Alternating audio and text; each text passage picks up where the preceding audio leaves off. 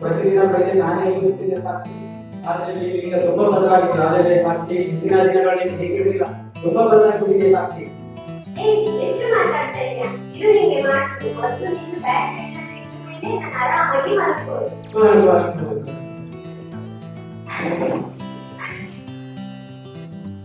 ಅಕ್ಕ, ನೀವು ಬರ್ಬೋದಲ್ವಾ? ಯಾಕೆ ಸಿಗುತ್ತಿದ್ದೀರಿ? ನಿಮ್ಮ ಆರೋಗ್ಯಕ್ಕೆ ಏನಾಗಿದೆ? ನನ್ನನ್ನು ಸರಿಯಾಗಿ ಗಮನಿಟ್ಟು ನೋಡಿ. ನನ್ನಲ್ಲಿ ಎಷ್ಟೊಂದು ದುಡಿದಿದೆ. ನಾನು ಮೊದಲು ಹೀಗಿರಲಿಲ್ಲ. ಸಾಕ್ಷಿ ನನ್ನ ತುಂಬಾ ಪ್ರೀತಿ ಮಾಡುತ್ತಿದ್ದರು. ಆದರೆ ಈಗ ಅವರನ್ನು ಬದಲಾಗಿದ್ದಾರೆ ಅಂತ ನಿಮ್ಮ ನೋವಾಗುತ್ತಿದೆ. ಅವಳು ನನಗೆ ಹೊರದಾಗದೆ ಗೊತ್ತಾಯಿತು. ಅವಳು ತುಂಬಾ ಬದಲಾಗಿದೆ. ಹೀಗೆ ಸಾಕ್ಷಿ ನಾನು ಮೊದಲು ನೋಡಿಲ್ಲ. ಸಾಕ್ಷಿ ತುಂಬಾ ಬದಲಾಗಿದೆ. You have one text message. You have one text message. You have one text message. Hello. Call ಅಲ್ಲ, text message.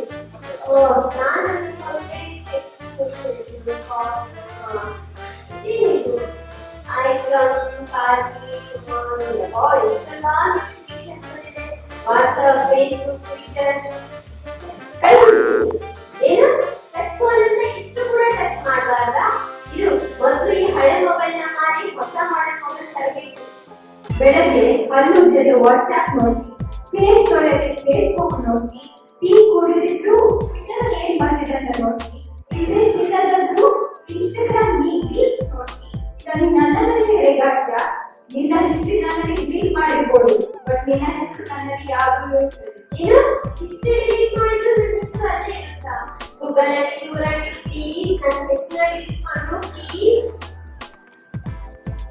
My battery is low.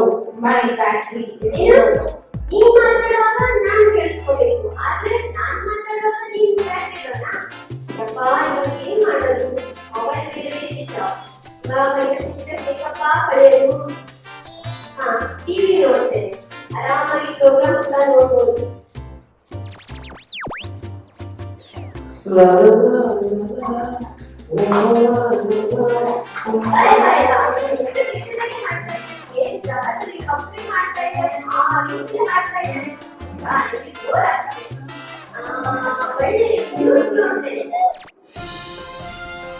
ನಮಸ್ಕಾರ Ramu.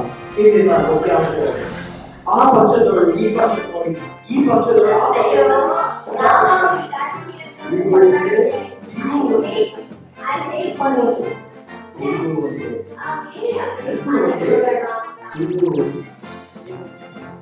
Experience the power of God. Come to Jesus. He is your Savior. Yes, He is your Savior.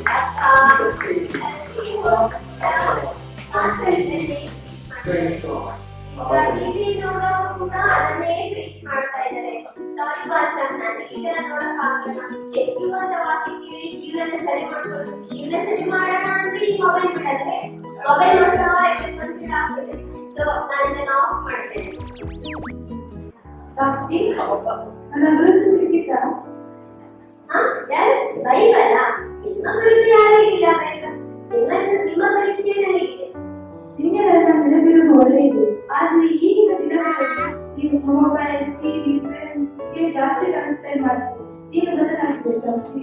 ನೀವೇನ್ ಹೇಳಿ ಪ್ರಯತ್ನಿಸ್ತಾ ಇದ್ದೀರಾ Bible? ನಾನು ಕೆಲವು ದಿನಗಳಿಂದ ನಿಮ್ಮ ನೋಡ್ತಾ ಇದ್ದೇನೆ. ನೀವು ನನ್ನನ್ನು ಮುಟ್ಟದೇ ಇಲ್ಲ. ನೀವು ಫ್ರೆಂಡ್ಸ್, ಟಿವಿ ಅವೇ ಹೌದು, ನನಗೆ ಟಿವಿ ಮೊಬೈಲ್ ಎಲ್ಲ ಇದರಿಂದ ನನ್ನ ಜೀವನ ಊಹಿಸ್ಕೊಳ್ಳಿಕ್ಕೆ ಸಾಧ್ಯ ಇಲ್ಲ, ಮತ್ತೆ ಬದುಕಲಿಕ್ಕೂ ಕೂಡ ಸಾಧ್ಯ ಇಲ್ಲವಾ? ಸರಿಯಾಗಿ ಹೇಳಿದೆ ಸಾಕ್ಷಿ.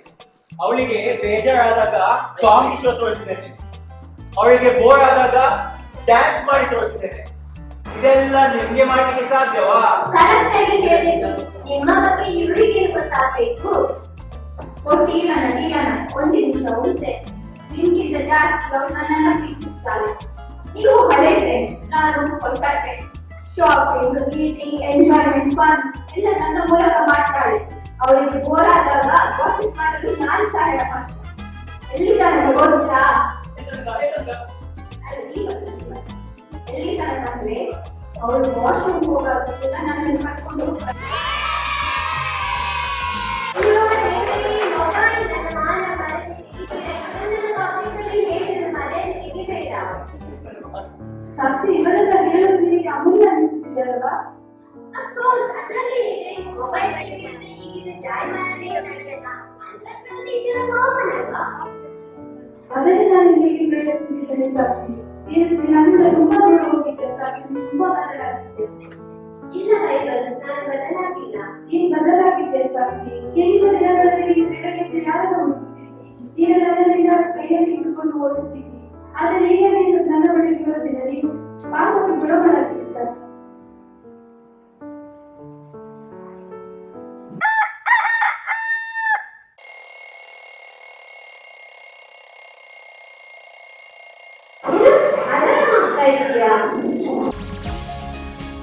ಹಾಗಿದ್ರೆ ಇಷ್ಟು ತನಕ ನಾನು ನೋಡಿದ್ದೆಲ್ಲ ಕನಸ ಅಂದ್ರೆ ದೇವರು ನನ್ನ ಜೀವನದಲ್ಲಿ ಕನಸಿನ ಮುಖಾಂತರ ಮಾತಾಡಿದ್ದಾರ.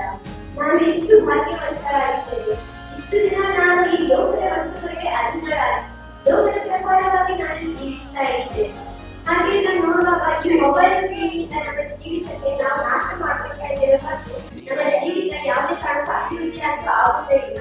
ಸೊ ನಾವು ಯಾವಾಗಲೂ ನಮ್ಮ ಮೊದಲ ಸ್ಥಾನವನ್ನ ನಮ್ಮ ದೇವರಿಗೆ ನಾವು ಕೊಡಬೇಕು. ಆಗ ಮಾತ್ರ ನಮ್ಮ ಜೀವಿತದಲ್ಲಿ ನಾವು ಅಭಿವೃದ್ಧಿ ಹೊಂದಲಿಕ್ಕೆ ಸಾಧ್ಯ. ನಾವು ಎಷ್ಟೇ ಟಿವಿ ಶೋ ಪ್ರೋಗ್ರಾಮ್ಗಳು ಗಂಟೆಗಳನ್ನ ನಾವು ಕಾಲ ಕಳಿಬಹುದು, ಆದ್ರೆ ಪರಲೋಕ ರಾಜ್ಯಕ್ಕೆ ಹೋಗ್ಬೇಕಾಗುವುದು ಅದರ ನಿತ್ಯ ಜೀವನ ಪಡೆಯಲಿಕ್ಕೆ ಯಾವ ವಸ್ತುಗಳನ್ನ ಕೂಡ ಸಾಧ್ಯವಿಲ್ಲ.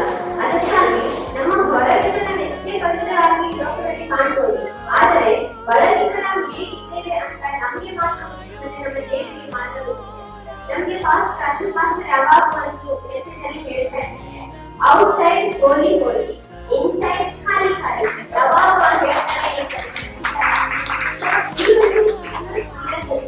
ನಾವೆಲ್ಲರೂ ಒಂದು ನಿರ್ಧಾರಕ್ಕೆ ಬರೋಣ. ನಮ್ಮನ್ನ ಉಂಟು ಮಾಡಿದ ದೇವರು ನಮ್ಮನ್ನ ಪಾಪದಿಂದ ಬಿಡುಗಡೆ ಮಾಡಿ ನಮಗೋಸ್ಕರ ರಕ್ತ ಸುರಿಸಿದ ದೇವರಿಗೆ ನಾವು ಮೊದಲ ಸ್ಥಾನವನ್ನು ಕೊಡಬೇಕು. ನಮ್ಮ ಕೆಲಸ ಕಾರ್ಯಗಳು ಎಷ್ಟೇ ಇರಬಹುದು, ಆದ್ರೆ ನಾವು ದೇವರಿಗೆ ಮೊದಲ ಸ್ಥಾನವನ್ನು ಕೊಟ್ಟು ನೋಡುವಾಗ ದೇವರು ನಮ್ಮನ್ನ 100ರಷ್ಟಾಗಿ ಅಭಿವೃದ್ಧಿ ಮಾಡ್ತಾರೆ. ಸೊ ಒಂದು ಕ್ಷಣ ಯಾರಾದ್ರೂ ಅನ್ಯರಾಗಿ ಯೇಸುವನ್ನ ನಾವು ಧರಿಸಿಕೊಳ್ಳುವುದಾದರೆ ನಿಮ್ಮನ್ನ ಅನೇಕ ಜನರ ಮುಂದೆ ತಲೆ ಎತ್ತಿ ನಡೆಸುವವನಾಗಿದ್ದಾರೆ. ಸೊ ಅಷ್ಟೇ ಅಲ್ಲದೆ ನಾವು ಈ ಲೋಕದ ಸ್ವಲ್ಪ ವಸ್ತುಗಳಿಗೆ ಮಾತ್ರ ನಾವು ಗುಲಾಮರಾಗಿ ಜೀವಿಸಬಾರದು. ಈ ಲೋಕದ ಫ್ರೆಂಡ್ಸ್ ಅದು ಇದು ಮೊಬೈಲ್ ಅಂತ ಇವತ್ತಿಗೆ ನಮಗೆ ಕ್ರಿಸ್ಮಸ್ ದಿನದಲ್ಲಿ ಇದೆಲ್ಲ ನಾವು ಸ್ಟಾಪ್ ಮಾಡಿ ನಮ್ಮ ದೇವರಿಗೆ ನಾವು ಪ್ರಮುಖ ಆದ್ಯತೆಯನ್ನು ನಾವು ಕೊಡುವುದಾದ್ರೆ ಪರಲೋಕ ರಾಜ್ಯಕ್ಕೆ ಮತ್ತು ನಿತ್ಯ ಜೀವನಕ್ಕೆ ನಾವು ಸೇರುವವರಾಗ್ತೇವೆ. ಹಾಗಾಗಿ ನಾವೆಲ್ಲರೂ ಕೂಡ ಕರ್ತವ್ಯತೆ ನಾವು ದೃಷ್ಟಿಸಿ ನೋಡುವವರಾಗಿರೋಣ.